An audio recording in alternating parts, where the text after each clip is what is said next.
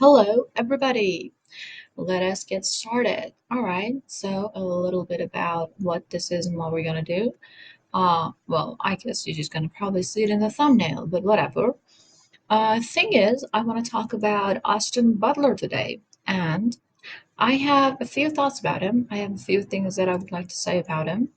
This is kind of sort of like a dissection of Austin Butler, kind of like I don't know, um, analysis of Austin Butler, and now everything here is anyone except Austin Butler. So let me just search his name real quick.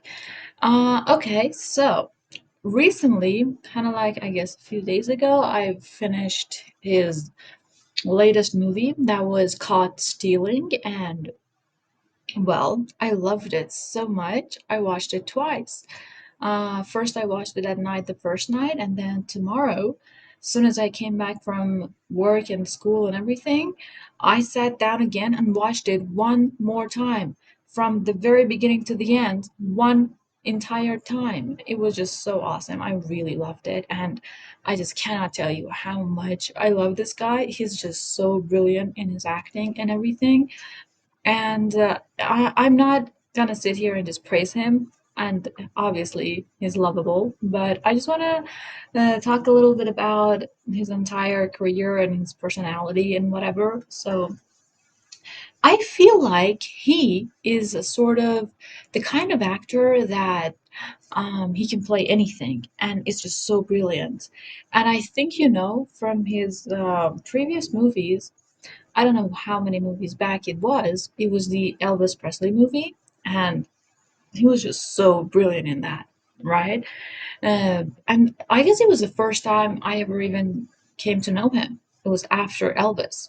It was the first time I came to know. I was born in 2000, so I obviously didn't know Elvis.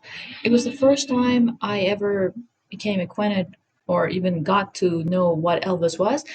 Actually, it's funny, the only time I've even heard of Elvis, like I knew of his existence, was through one of Eminem's songs, where he's like, I don't even remember the song, but somewhere very briefly Eminem mentions Elvis, and I kind of like, because of that Eminem song, I always like presumed in the back of my head, like Elvis was supposed to be some sort of rock star way, way back in the time. Like he was there. He existed.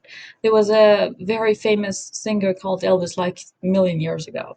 That's all I knew of Elvis. And when I saw the movie Elvis, I was like, whoa, oh my God. So that's the Elvis everybody keeps talking about, Eminem keeps talking about. I guess he just mentioned him like once. And I was like, oh my God, that is Elvis. Oh, now I know who Elvis was. And interestingly enough, well, ironically, we're just talking about Elvis here in an Austin Butler movie, Austin Butler analysis. And ironically enough, I mean, it's not ironic, but interestingly enough, I found that Elvis's daughter was married to Michael Jackson. And we all knew what a huge deal Michael Jackson was, but I never knew Elvis was like before Michael Jackson, and a lot of actually Michael's moves were stolen, not stolen, inspired by Elvis. And like Elvis was before Michael, and he was even bigger than Michael. And they were kind of in the same time zone. Like his daughter was married. I don't know if he was married, I'm not entirely sure. Was married to Michael, and it was just so interesting that they were like around each other's time and they kind of like existed in that time frame. It all was just so amazing to me. And I mean, I guess you kind of know I'm not American, so I wasn't really acquainted with the culture and everything, like all the pop stars. I just remember when I was 9, we were at my uncle's and there was the TV playing, and it was talking about Michael Jackson's death and how it was a big thing and nobody believed it, and how the people thought it was fake, like he reappeared in his ceremony, I don't know, his funeral. stuff like that. And I was 9 at the time, and I remember that, and that was like my entire personal memory of Michael Jackson. So I guess you'd know how far away Elvis would be from me. So after watching Austin Muller's Elvis Presley movie was the first time I even became like I became to know what this whole thing was about, like the entire thing. And then after that movie, the whole thing about Elvis has left the building made sense to me. Like that phrase, it started making sense to me. Elvis has left the building. And then after that, I went on and watched a bunch of his concerts and his videos online and everything. And in his videos and his stuff online, Elvis is shown to be this big, huge thing. But then in the movie, you kind of see how insecure he actually was and how he kept feeling like his music didn't matter. He had to play in some sort of movie. The movies were always made fun of after that. I mean, I knew they were. And stuff like we was just it was which was so weird. And then I enough of Elvis. I went into all that just to say that after the Austin Butler movie, after Elvis, let's just bring it here. After Elvis, it was like um, his voice changed, right? So his voice changed. Let's hear this.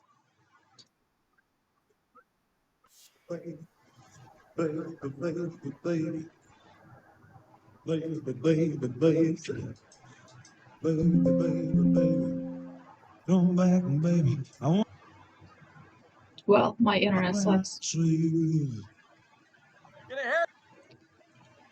Oh my, I guess it's because of the screen recorder. My equipment is really not that good.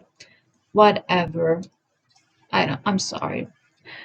All right, so after this Elvis movie, his voice entirely changed. And in a lot of his which is what a big thing I want to talk to you about. His voice changed. It was so deeper, and he's commented on it so many times. And it was like for a very long time afterwards, he just kept sounding like Elvis. His regular talking voice really isn't Elvis voice. I mean, it's not. It's just it's like he's talking from very deep throat, kind of like that. And his accent was kind of Elvis, but his voice really wasn't. I mean, Elvis didn't talk like that. I gotta say, like his normal talking Elvis voice, like Elvis's normal talking voice. I'm sorry for that. Really doesn't is anything at all like Austin Butler's voice. In the movie, it does sound like him. His singing voice does sound like him. His accent is very similar, but the actual talking voice, they're not really that similar. And it just made Austin be stuck with a voice that wasn't really his. It was just a very deep throat. I guess it kind of like he even says it once that maybe he's even I don't heard his chords, his voice chords. Is that what they call it? He said like he strained his voice or something, like it was actually damaged. But I don't believe that because in some other videos or some later movies that he's played, his voice is no longer Elvis, which is quite interesting. And I want to get into that as well. But just hear this for a second, and then I'll get into that.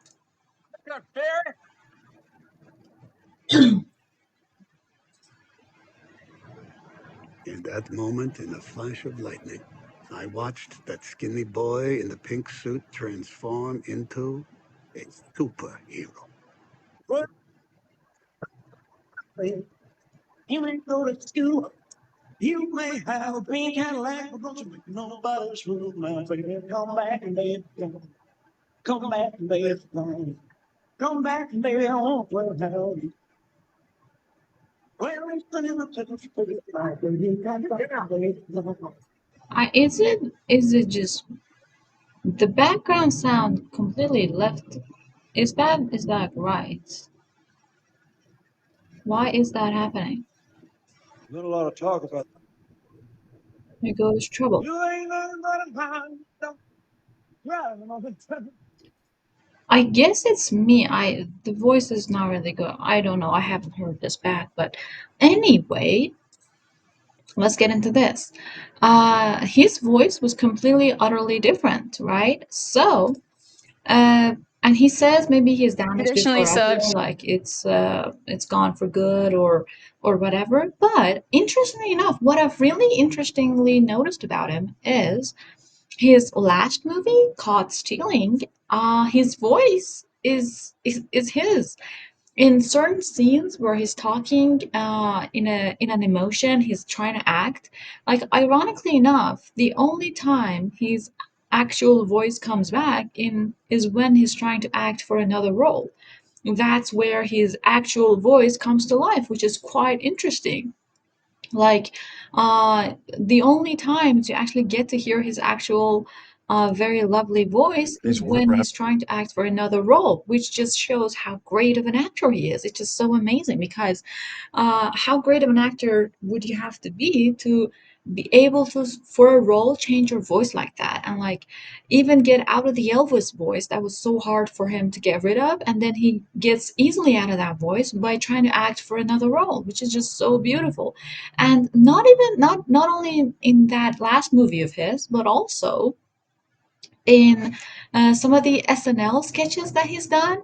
In the SNL sketches, his voice is completely normal, which is just so amazing. Like whenever he's trying to act, his voice goes back to normal, or kind of better to say, his voice, like exactly like in here, his voice is more suitable for the role he's acting for.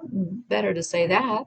Uh, and it's just amazing. Like whenever he's actually acting, his voice act voicing act. I don't know, his voice acting and his voice for acting that role is completely suitable for that role and changes so easily, so dynamically, so fluidly.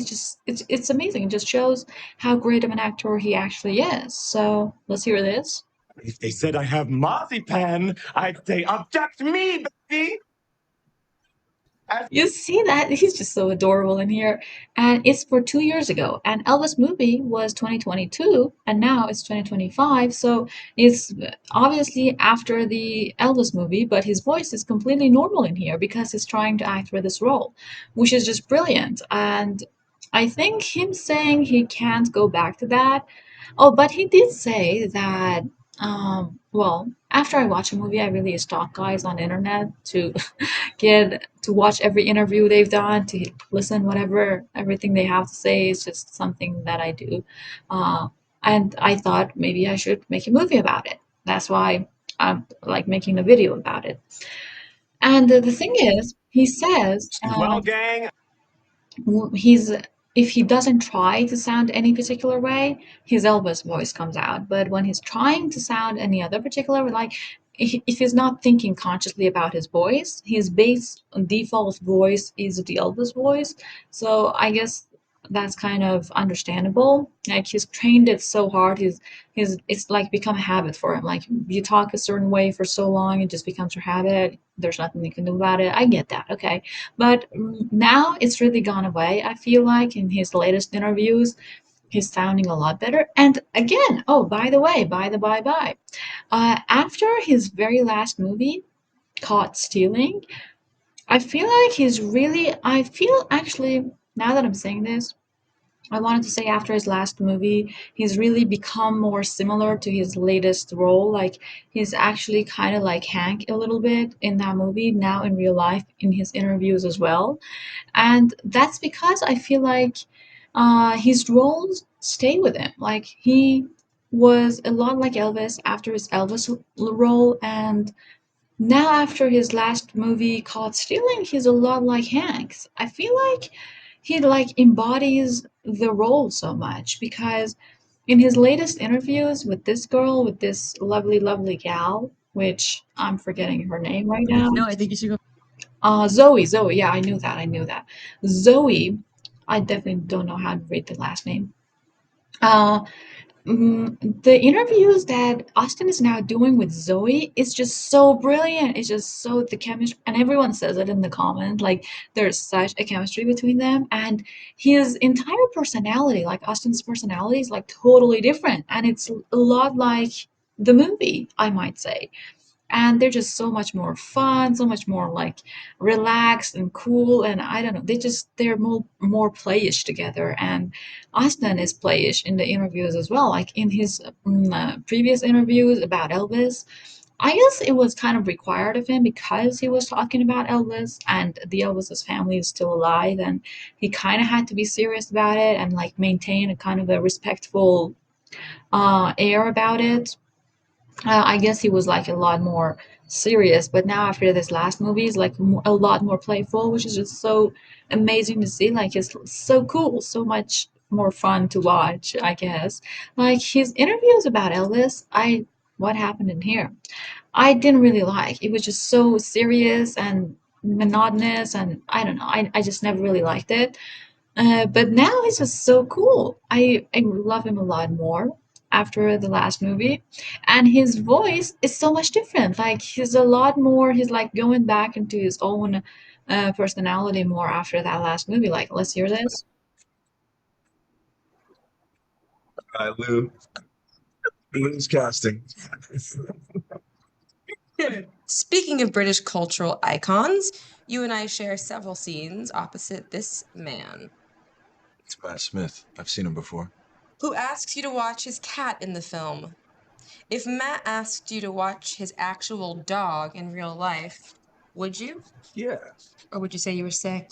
No, I love dogs. People.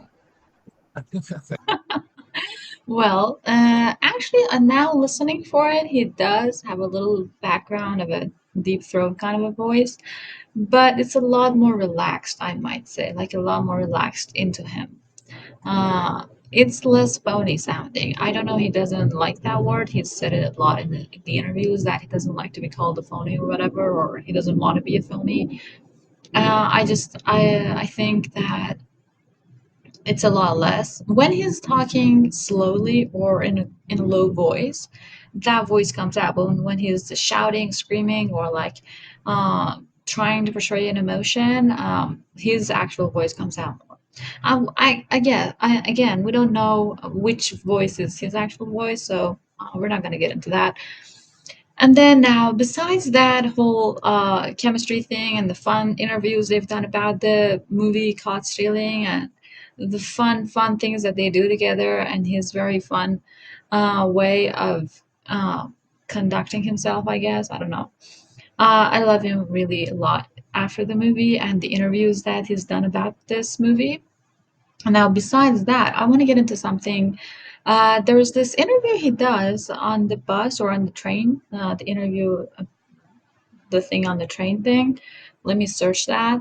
And in there, the interviewer says, I didn't know how you were going to be. I thought you were always so serious. You had all these different roles. And on the train, I guess, let's just yeah, this one. Yeah, funky ass white boy. And then the interviewer says, I thought you were going to be so serious talking about all these big philosophical topics and whatnot. And he does. He is actually very serious. Out of a lot of actors, he's the most, I guess, like the least. Um, I don't know how to put this. He doesn't talk small talk so much. I mean, he's very easy to be around. He wants to get to know the interviewer. He's very like easygoing, like sociable. But he has this intense aura about him, I might say. He's like there's this intense thinking behind him, and he's always like, "Oh, I'm playing with all these guys that I admire, that it was my dream as a child to do that." And it's stuff like that when he says that, it's like it makes him seem so deep, and he is deep. And I guess a big reason for that is how he always mentions his mom and how his mom died when he was 20 years old. And also, I want to point that around to saying that in the movie Caught Stealing, he's a big mama's boy, so he's like he always keeps in touch with his mom, calls her every day, and if he misses a day, he gets really anxious and stuff. So in the movie, that's like that, and I guess that's one of the main characters that they wrote in for that character to make him very lovable because in the movie they wanted kind of a character where it was very strongly established that he was the good guy and bad things were happening to him, but he was the good guy. He was lovable, and we like he was a protagonist, and the audience was supposed to go with him in the movie. So because of that, because that he's supposed to be lovable, they make this huge deal about him calling his mom every day and everything like that. And in real life, Austin is actually like that. He actually loves his mom so much.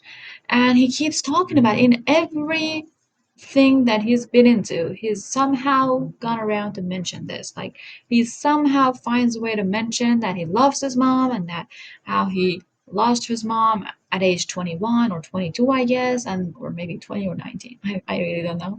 He works it around to that point somehow in all of his interviews, and I guess that is also a major thing why we love Austin as well, and why he's such a lovable character because of his connection with his mama. And I feel like every guy who uh, has this big connection with his mom or had a connection with his mom, like his if a mom is a big influence on a boy's life growing up, that influence is going to make that boy a lot more lovable in the future because you get a lot of very good feminine characters in you, like kindness and um, empathy and stuff like that. So Austin has grown up to be influenced by his mom so much that he's like a love ball. He's just so kind and adorable, you know.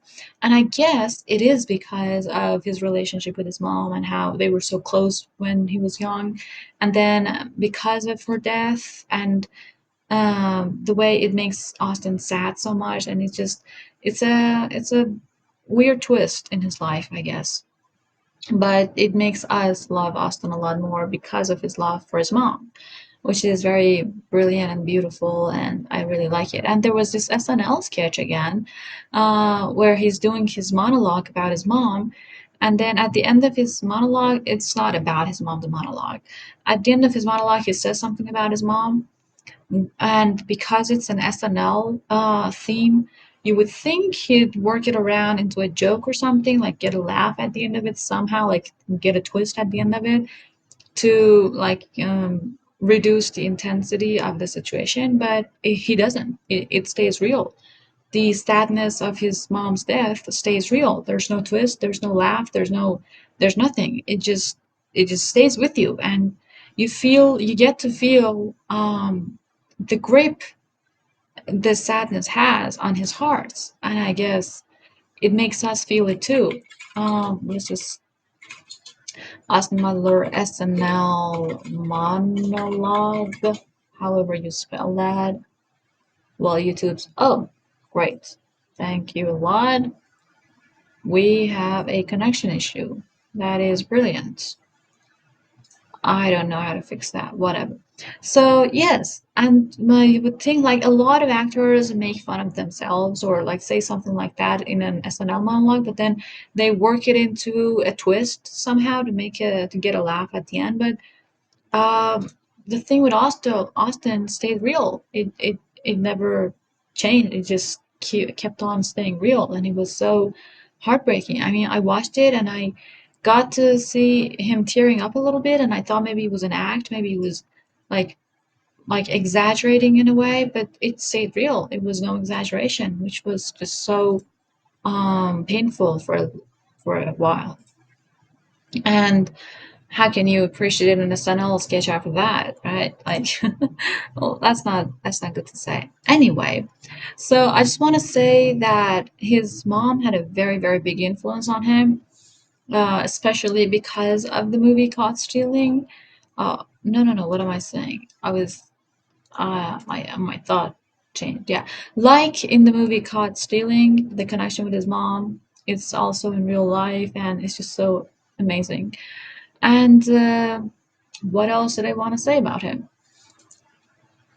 Well, let's just watch a little bit of him in here if we can. How'd your boys do today? They beat the Pirates, so one game back. Blade. Yo, Not sure I recognize the face, but they look familiar. Right up.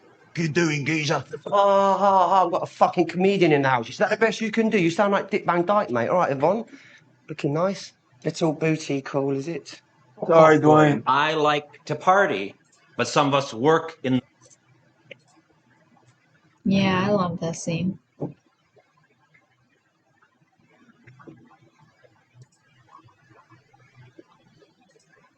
It's not for you. That's human food. You see, his voice is so normal in here, and it's just brilliant. I don't know why this one's not coming up. I really wanted to have some sort of a background because this went out, my whole thought process just went out. Yes, I did search Austin's girlfriend because I'm a little bit jealous, I feel like, maybe a little bit, not so much. And also, so yes, here he is, 34 years of age. And his other projects I want to talk to you about. He supposedly played and acted in Once Upon a Time in Hollywood as well, and he was the one of the goofy characters, the crazy ones. And I never really, his part is so short in that you never really know it.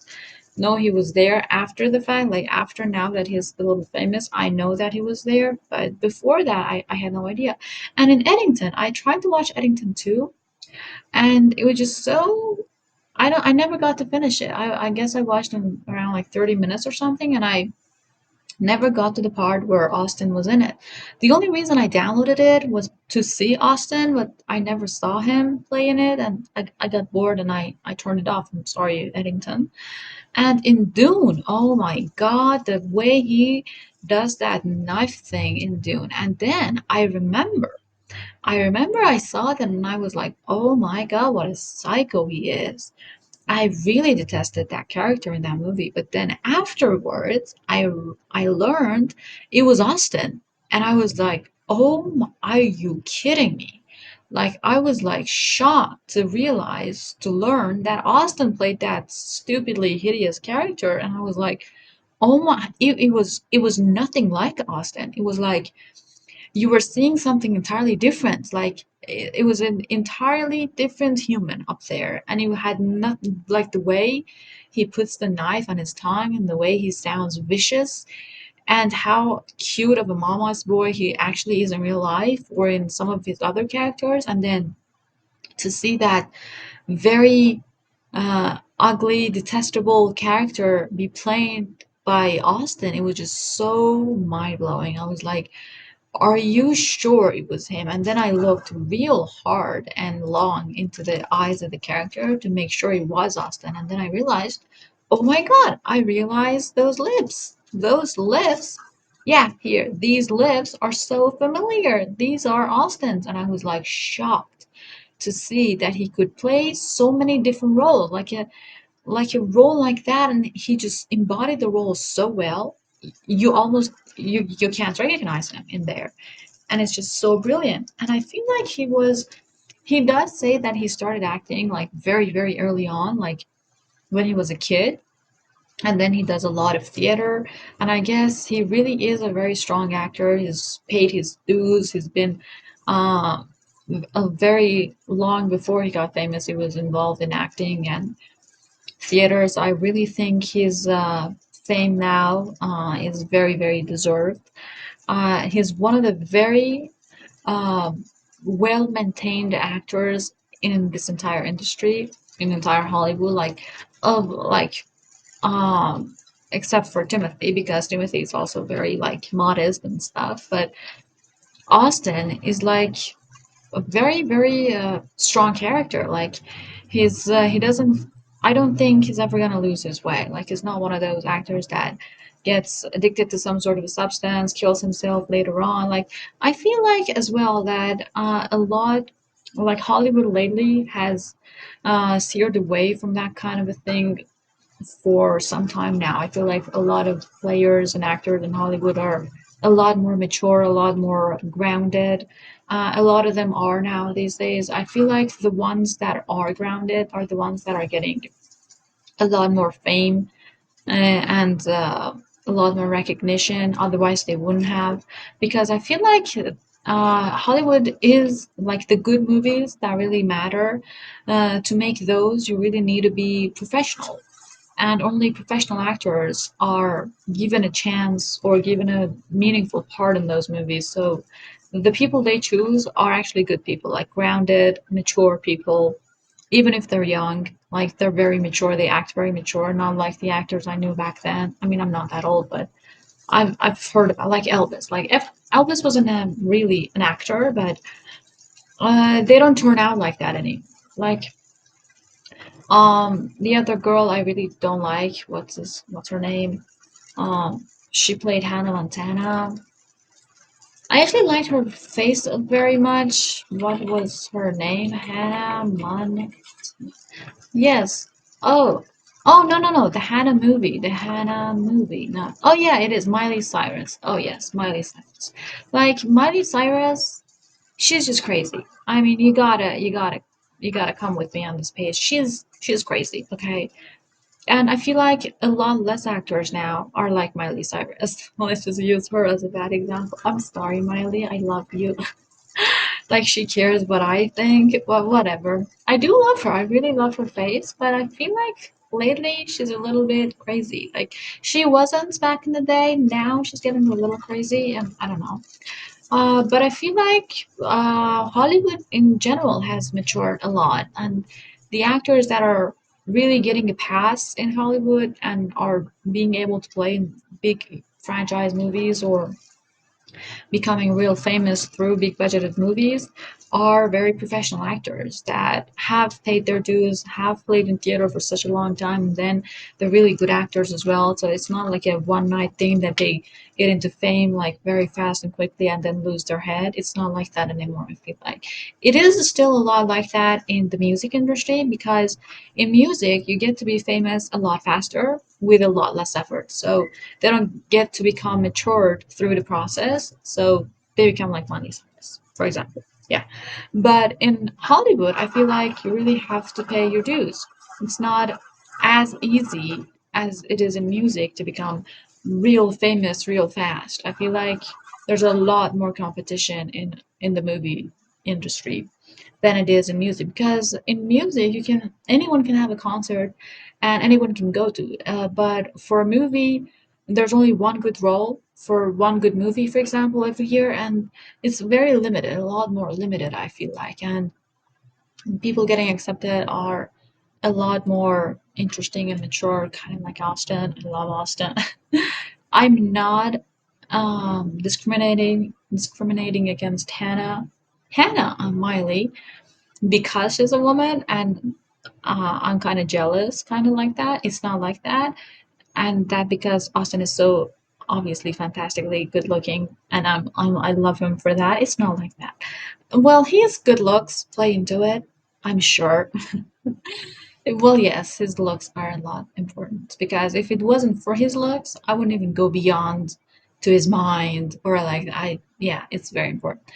Yeah, and his other role, the bike riders, as soon as it came out, I went on and watched it.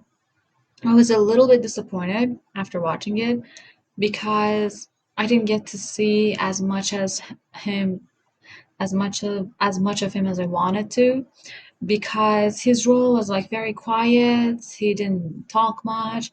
He just acted and he was kind of like the herd follower. He wasn't really a leader. It wasn't I didn't really I didn't love it. I liked the movie was good, but I wanted to see more of him. Like I wanted to know more of him. Like I'm always the type of person that just wants to penetrate through the layers to see what's behind it, and I didn't get to see that much. And then when I got to see a little bit of the behind the scenes of his mind in the his character, that basically, it was that he was a follower, he wasn't a leader. So um, the the bottom line was that I didn't like it as much. And anyway, I hope you enjoyed it. I feel like I covered a lot of his important movies and I dissected him. Let's get on for the next one. Wait up for the next dissection. Have a good night. It is night in here, 7 p.m., so you too. Bye.